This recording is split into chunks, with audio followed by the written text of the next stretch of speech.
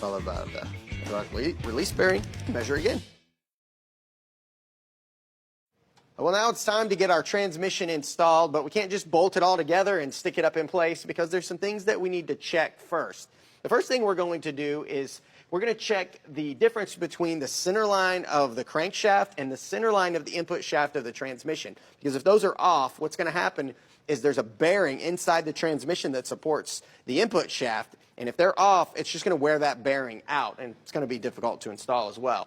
Now, if you have a traditional cast aluminum bell housing, it'll already have a hole in it here where I've got my tool set up here, but because we're using an aftermarket scatter shield type bell housing, it doesn't have that provision, so American Powertrain gave us this tool that actually provides a spot here for you to install your dial indicator to take the measurement. So I've got the magnet on the back side of the crankshaft, and then I've got the tip of the dial indicator here on this bore of this tool here, this adapter plate.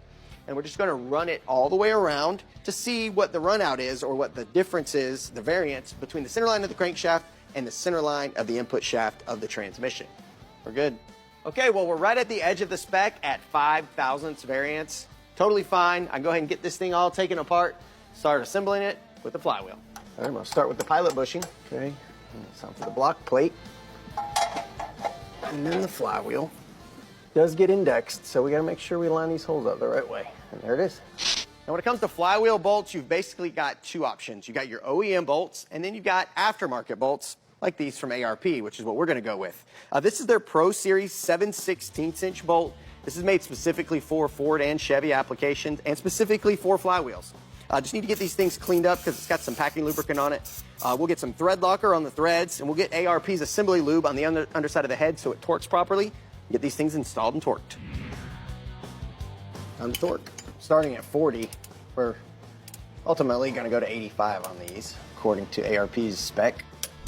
All right, well, now it's time for our clutch, disc, and pressure plate. Now we're going to be using ARP bolts for the pressure plate as well.